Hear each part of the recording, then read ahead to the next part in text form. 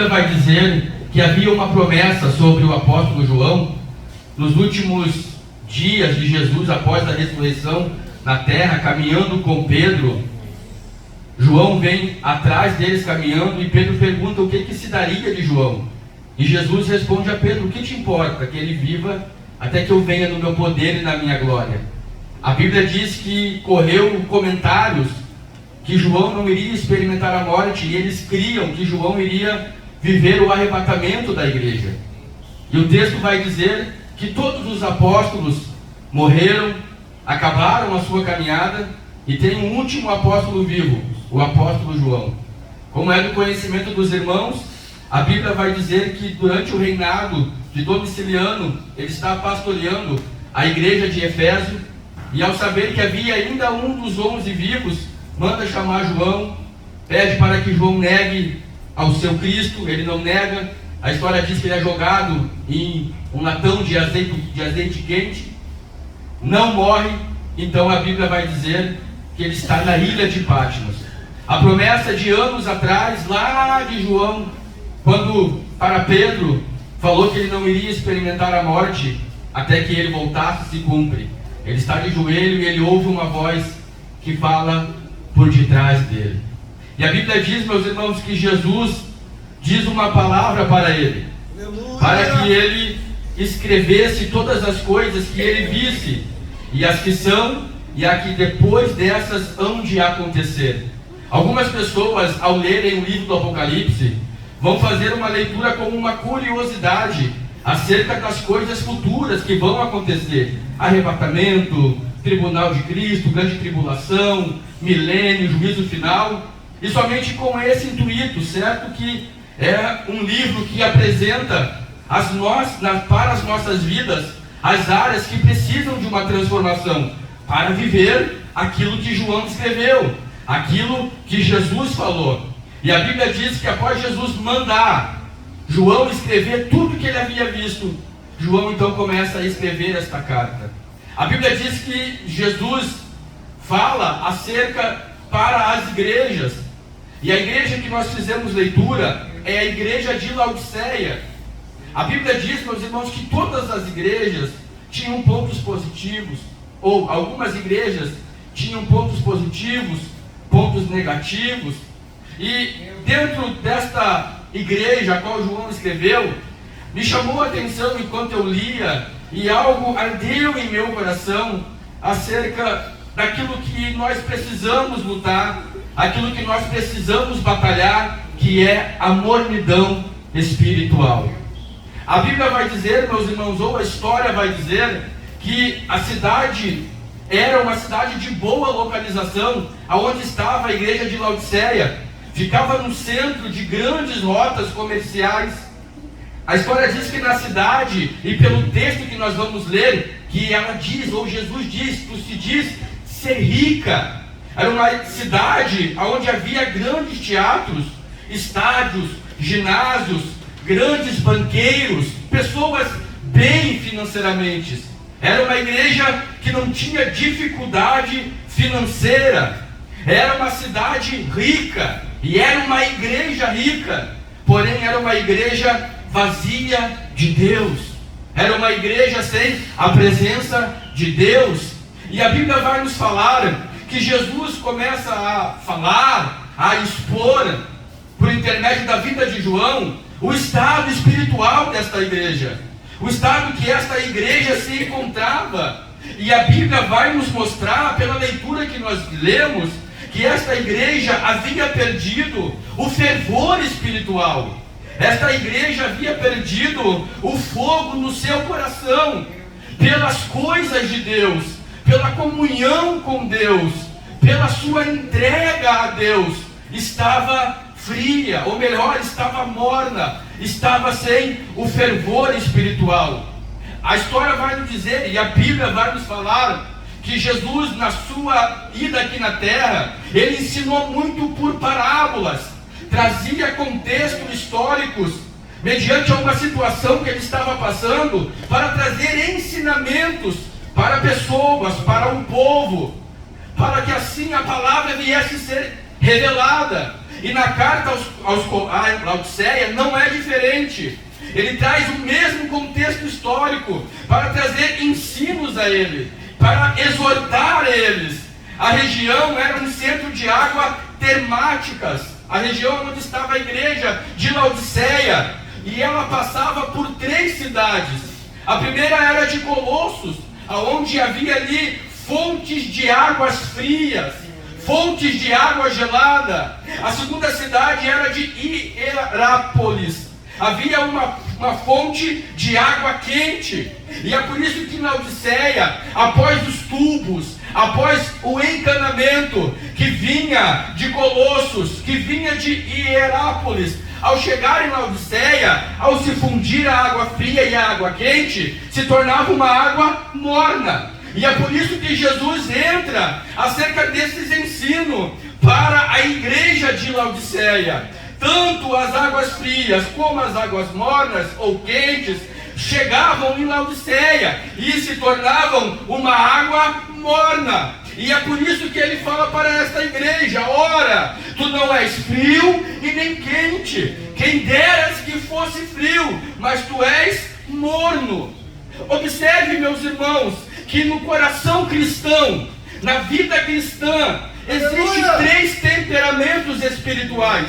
A Bíblia, eu sinto Deus, a Bíblia vai nos falar que Jesus ainda na terra, peregrinando com os seus discípulos e ensinando, ele fala acerca de um momento futuro. E ele fala em Mateus 24:12, que nos últimos dias o amor de muitos se esfriariam, que o coração de muitos ficariam frio. Por quê? Por se multiplicar a iniquidade, muitos iriam se esfriar. Fora da igreja, mas também dentro da igreja, o coração de muitos ficariam gelados, ficariam frios, ou seja, uma falta de intimidade com Deus, ou uma falsa intimidade com Deus, gera no coração de alguns esta frieza espiritual, esse coração gelado, acerca de não compreender e ter uma verdadeira intimidade e comunhão com Deus. Agora, nós lemos esta passagem aqui acerca também de um coração morno,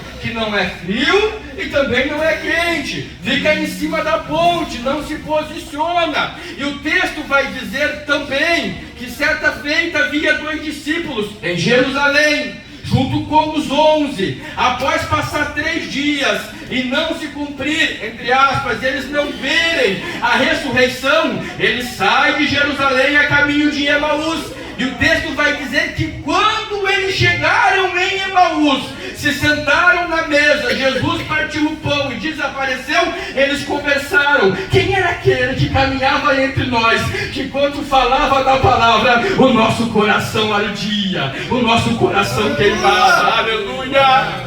Há 3 temperamentos: coração frio, coração morno e coração quente. E a Bíblia vai nos dizer, meus irmãos, aleluia, que esse coração morno, Jesus exorta essa igreja dizendo: quem dera que vocês fossem pelo menos frios. Por quê? Porque quem está com frio sente falta de calor. Quem está com frio tem a sua consciência que ele precisa se aquecer, que ele precisa se queimar, que ele precisa se incendiar. E a Bíblia vai nos mostrar, meus irmãos, ou a ciência vai nos mostrar, que as águas termais, muitas pessoas vão inclusive viajam para fazer tratamentos para a sua saúde. A ciência diz que elas trazem benefícios para o corpo humano, benefícios para a saúde, e trazendo isso para a aplicação de uma vida espiritual, Jesus estava dizendo que a igreja de Laodiceia não estava oferecendo, primeiro, refrigério para o cansaço, segundo, cura para o doente espiritual. Eles não estavam suprindo a necessidade necessidade dos irmãos que ali estavam, daqueles que estavam enfermos espiritualmente,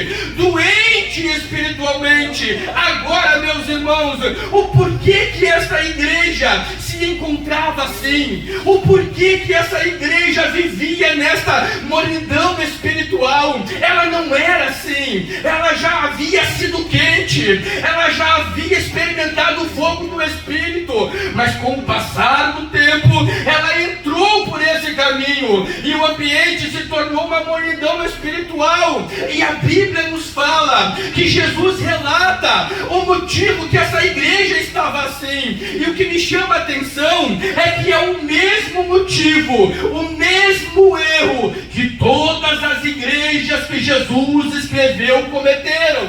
Qual era o erro? Ela tinha uma falsa visão sobre o seu estado espiritual. A Bíblia vai nos dizer que Esmirna se considerava pobre, e Jesus vai dizer que ela era rica. A Bíblia vai nos dizer, irmão Igor, que Sardes, que tu gosta, se considerava uma igreja viva, e Jesus diz que ela estava morta. Filadélfia, a Bíblia vai dizer que Jesus, que ela se considerava com pouca força, mas Jesus disse: eu abro uma porta a qual ninguém pode fechar. E assim, meus irmãos, estava a igreja de Laodiceia. Ela se considerava rica, mas a Bíblia diz que Jesus falou que ela era pobre. Pobre. Observe, irmãos, que esta igreja não recebe um elogio. Jesus não fala um elogio a essa igreja, irmão Arthur. Nós fizemos leitura juntos, não tem um relato de perseguição, não tem um relato de tentação, não tem um relato de moralidade sexual, não tem um relato de falsos mestres, não tem um relato de falsas doutrinas. Não tem. O problema estava somente na frieza espiritual da igreja. Havia oração, havia pregação, mas faltava intensidade, faltava força, faltava vigor, faltava entrega. E Paulo escreve aos Romanos dizendo que nós temos que ser fervorosos de espírito. Romanos 12:11. Fervoroso no grego é estar quente, zeloso, ao ponto de realizar tudo com amor, e que esse é o desejo de Deus. O segundo ponto, por que essa igreja se encontrava desta maneira? Pela sua soberba. Pela sua soberba. Porque a Bíblia vai dizer que ela foi avisada antecipadamente do caminho que ela estava caminhando, trilhando, e que ela iria chegar se ela não se concentrasse. Se você for ler a carta de Paulo aos Colossenses 4, do 10 ao 12, Paulo escreve aos Colossenses, mas ele orienta aos Colossenses: peguem essa carta e levem a Laodiceia e leiam com os irmãos, juntamente com eles em público, isso que eu vos escrevi. Amém, Jesus. E nessa epístola Paulo fala aos Colossenses e a Laodiceia acerca do fervor em oração na igreja. Paulo escreve aos Colossenses a preocupação que ele tinha em ver o crescimento da igreja. Paulo escreve aos Colossenses a necessidade de não focar a sua mente nas coisas terrenas, mas olhar para as coisas de cima. Mas Laodiceia não deu crédito quando recebeu a palavra do pastor Paulo ou do apóstolo Paulo. Por quê? Pela tamanha soberba que ela tinha, e pensar que era rica e que não tinha necessidade alguma para a sua vida física e também espiritual. Achava que estava tudo bem, achava que estava tudo certo, visto que Jesus estava ao ponto de vomitar, não estava recebendo o seu culto, não estava recebendo de uma forma agradável o seu louvor, a sua oração, a sua entrega, se é que tinha. Era dessa forma que estava a igreja de Laodiceia. E por se considerar rica, e por se considerar que não tinha nenhuma necessidade, Jesus então revela o estado dela. Tu és um desgraçado. É dura a palavra, Almeida Corrigida Fiel. Tu és um desgraçado. Outra linguagem diz: tu és um infeliz. Jesus continua: tu és miserável, tu és pobre, tu és cego e tu estás nu. Eles não tinham a consciência espiritual de como estava o seu estado. Eles não tinham conhecimento espiritual de como eles se encontravam. Estavam andando em uma liturgia, de dia após dia irem para a igreja, fazer o seu culto, apresentar o seu culto, mas não de coração, não de corpo, alma e espírito. E a sua adoração, o seu louvor em Laodiceia saía da sua boca, mas ficava até o teto, porque não ultrapassava o primeiro, o segundo, e não chegava no céu de glória, aonde estava o Senhor. Mas para eles estava tudo bem, tudo ok, até que Cristo revelou o conhecimento ou a situação dele. Tu és miserável. Por que vocês estão, aleluia, desta maneira? Por que vocês estão pobres? A história ou a Bíblia vai nos dizer que ela se dizia rica, e Laodiceia e a cidade eram conhecidas por suas riquezas. Tinham tudo de uma forma externa, eram felizes de uma forma externa, mas internamente eram tristes espirituais. Internamente o seu dinheiro não comprava alegria, a paz na sua alma, alegria no seu coração. Conquistavam tudo de uma forma externa, mas não tinham nada dentro. E era isso que Jesus estava falando para eles: o dinheiro de vocês não compra a minha graça, o dinheiro de vocês não compra o meu perdão, o dinheiro de vocês não compra o derramar do meu Espírito no vosso meio. Não! Compra tudo na terra, mas não compra nada aqui no céu. Amém. Por que cego? Porque em Colossos, ou em Laodiceia, na cidade de Laodiceia, havia um centro médico muito importante na cidade, com uma produção de unguento especial para olhos e para ouvidos. Era um colírio que era exportado para todos os centros do mundo da época. Tinha o remédio para a visão física, tinha o remédio para a audição física, mas estavam cegos espiritualmente. Estavam surdos espiritualmente, porque Paulo instruiu, porque Paulo exortou. Eles não deram ouvido e caíram nesse caminho de frieza espiritual. Tinham os seus olhos como fechados, ao ponto de não ver o que Jesus queria fazer no meio deles. Por que nu? Porque era um centro de indústria de tecidos, que fabricava um tecido preto e lustroso de lã, muito caríssimo da época,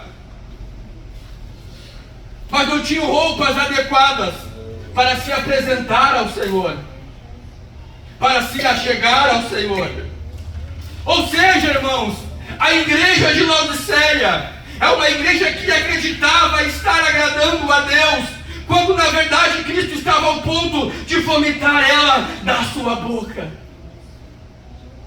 Não estava recebendo louvor, não estava recebendo adoração.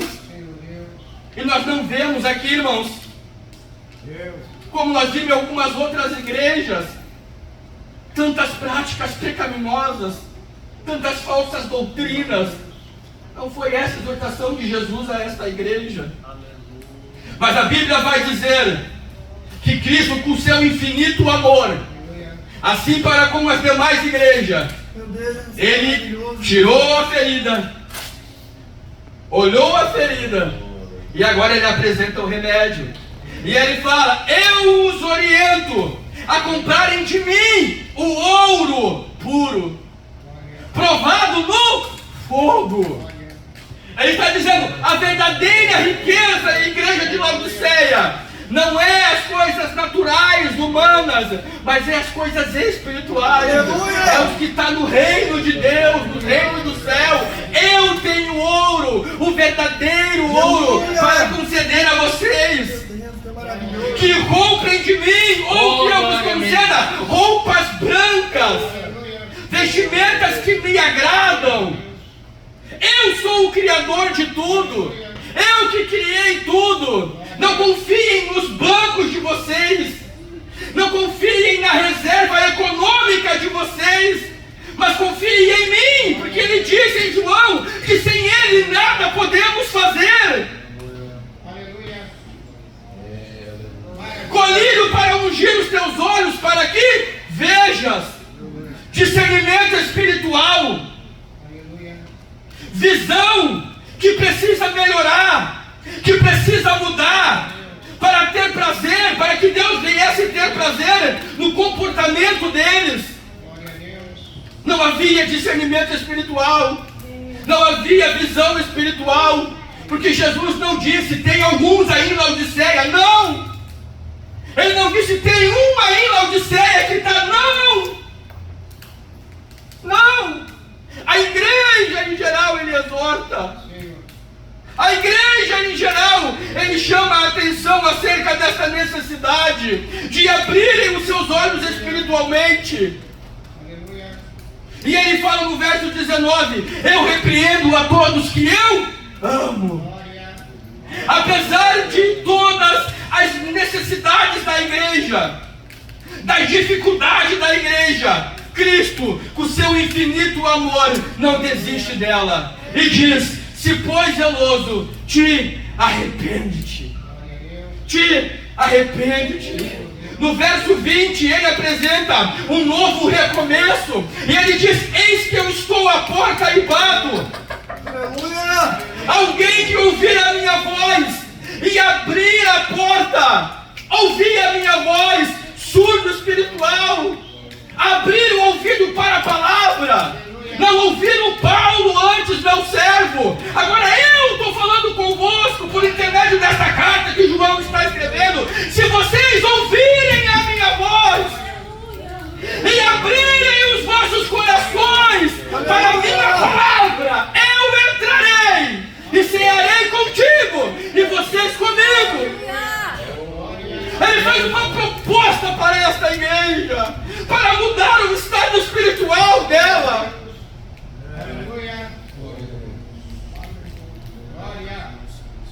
E aqui eu entro, irmãos, para a aplicação do texto e para finalizar. Como está o teu coração, irmã? Como está o teu coração, irmão? Eu me fiz essa pergunta durante a tarde inteira. Quando eu preparei essa mensagem, eu me perguntei durante quase 15 dias. E hoje eu voltei a orar em cima desse texto, em cima dessa palavra, e voltei a me perguntar: desde quando Deus me deu essa mensagem, o que mudou na minha vida até o dia de hoje? Dos 3 temperamentos, ou das 3 temperaturas do coração de um crente, como está o teu? Frio, ao ponto de não sentir mais prazer nas coisas de Deus, ao ponto que você perdeu o primeiro amor, que não é mais como era antes, que você vinha para a igreja, que você ia para a tua casa, ao caminho da igreja, com alegria no teu coração, de adorar ao nome de Jesus, de entregar o teu culto a Jesus, orava, se aquebrantava, tinha que trazer um lenço para enxugar as lágrimas, falava em novas línguas, contava os minutos para vir para a igreja, aguardava ansioso, não para ir embora, mas pelo momento da palavra, para ouvir Deus falar contigo. Como está o teu coração? Hoje sente um peso para vir para a igreja. fosse pegar um microfone para orar, dirigente pede para orarmos em unidade, fecha os olhos e não abre a boca. Não ora nem em espírito, cabeça longe, mente longe, longe da terra. E eu não estou dizendo que o coração quente tem que pular, tem que correr, tem que sapatear, embora é bom e eu gosto, mas não estou falando isso. A Bíblia diz que os corações dos discípulos a caminho de Emaús estavam ardendo, não enquanto eles estavam no culto pulando, não enquanto eles estavam cantando, não enquanto eles estavam pregando, o coração deles estava ardendo, enquanto eles estavam em silêncio, caminhando, ouvindo a palavra da boca de Jesus.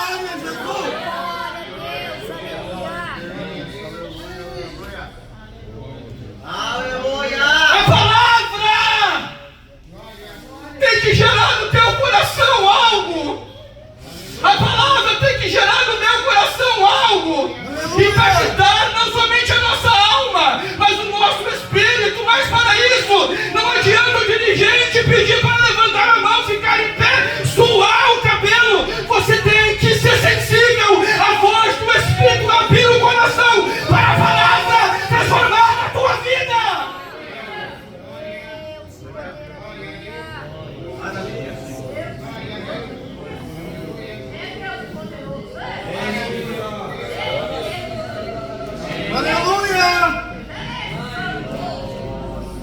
O coração deles ardia enquanto eles caminhavam ouvindo a palavra. Saíram de Jerusalém junto com os discípulos para a sua casa. Como tem sido o caminho para a tua casa? Como tem sido o trajeto para a tua casa depois do culto? Jesus tem ido contigo, falando contigo, ou em silêncio? Porque os discípulos iam caminhando, discutindo um com o outro, que estavam decepcionados com o que Jesus havia falado que ia acontecer e não aconteceu. Eles discutiam um com o outro, Lucas escreve, e Jesus caminhando em silêncio, ouvindo as queixas, ouvindo as preocupações, ouvindo a tristeza, ouvindo aquelas palavras que saíam um do outro, que Jesus não havia realizado o que eles queriam, que não se cumpriu como eles queriam. Quando eles pararam de falar, aí Jesus falou: que palavras são essas que caminhando trocai entre vós? Aí eles pararam de falar e Jesus começou a falar. E eles estavam como a igreja de Laodiceia, com os seus olhos fechados, cegos espiritualmente, ao ponto de dizer: és tu um peregrino que caminha com nós? Não conheceram que quem caminhava com eles não era um estrangeiro, não era um peregrino, era o próprio Jesus, irmão Rogério, que havia ressuscitado.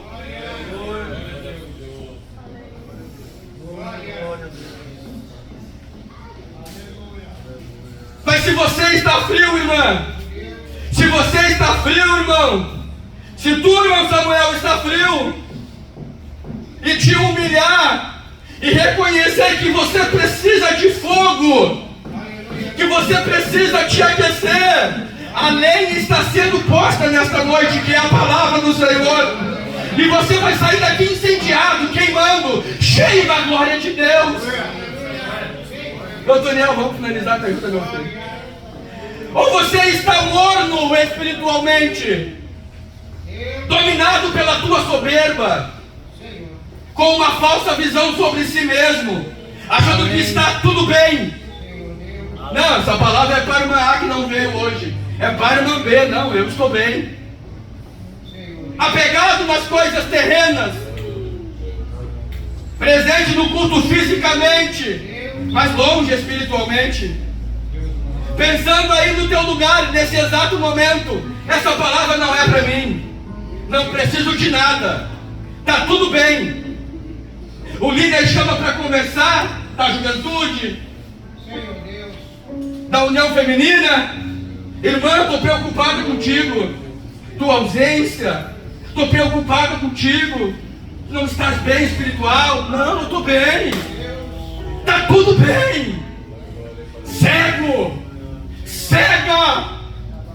Deus está revelando o teu estado para a tua liderança, para te ajudar, para você voltar a sentir prazer na tua vida, alegria na tua vida de servir a Deus.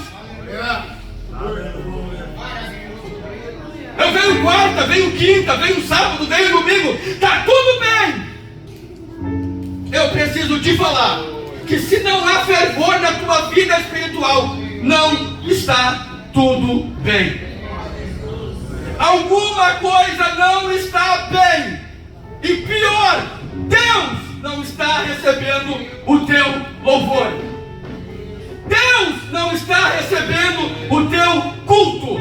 Pode até fisicamente levantar as mãos, fechar os olhos com a boca fechada, trazer uma imagem para a igreja, para os irmãos, que está adorando, que está bem, mas aquele que tem os olhos como que de fogo, ele sabe que não está bem. Desculpa, irmãos, é dura a palavra, mas é o que Deus colocou no meu coração. Ou o teu coração está queimando. Irmão Samuel, eu confesso, às vezes eu queria ficar em casa. Te confessar, eu também. Às vezes meu desejo era ficar em casa com a minha família. Um dia de trabalho, de luta, cansaço. Maravilhoso, Jesus, obrigado por tua palavra. Os problemas. Mas eu vou para a igreja. E quando eu vou para a igreja, ele está em um estádio quase frio. Mas quando eu dobro os meus joelhos e começo a falar com ele, aleluia. Quando os músicos começam a cantar no começo do culto, irmão Samuel, algo vem no meu espírito, na minha alma. A frieza vai embora, o cansaço vai embora. Ele me enche da sua graça. O cansaço ele transforma em vigor, a tristeza ele transforma em alegria, a angústia ele transforma em paz. E eu volto para a minha casa renovado, fortalecido, cheio da sua presença, para mais um dia de batalha.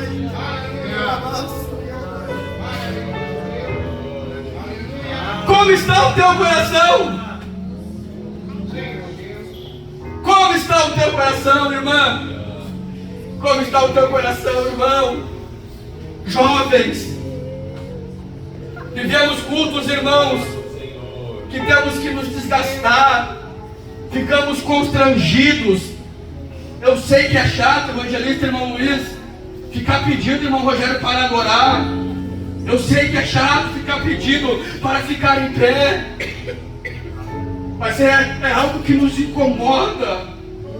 A frieza espiritual, não com os irmãos, não com a igreja, não, mas contra aquele que trabalha para gerar a frieza, contra aquele que trabalha para gerar a mornidão, o inimigo das nossas almas.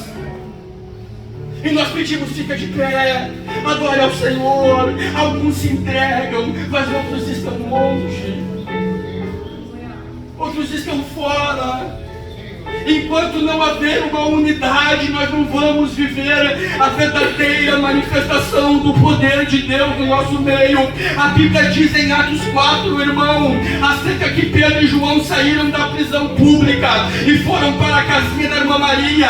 E a Bíblia vai dizer que os irmãos oraram por Pedro e João. E está lá em Atos 4, está escrito, todos levantaram a voz em oração. Está escrito, todos levantaram a voz em oração.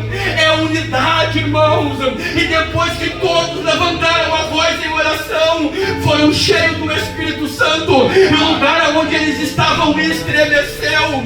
O lugar não vai tremer para depois nós orar. Nós não vamos ser cheios do Espírito para depois nós orar. Primeiro temos que praticar a unidade. Primeiro temos que escrever o nosso coração. Quando tiver que cantar, vamos cantar, irmão Bento. Quando tiver que orar, vamos orar, irmãos.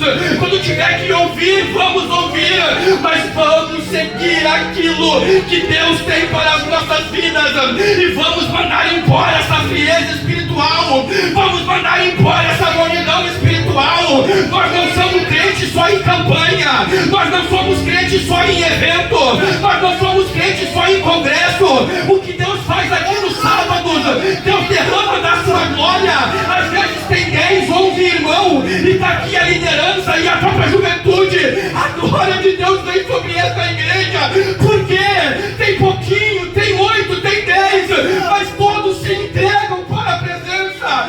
Todos estão em unidade. E não tem frieza, não tem unidão. E a glória de Deus vem sobre a igreja. Não é o obreiro que prega, não é pastor que prega, é os próprios jovens que pregam. E Deus se manifesta. Para, meus irmãos, não vamos limitar o que Deus tem para as nossas vidas. Gerar uma expectativa humana, natural. Quem vai dirigir, quem vai pregar, quem faz é o Espírito Santo. Quem manifesta é o Espírito Santo. Faça a tua parte, que Ele vai fazer a dele e vai queimar o teu coração. Fique em pé.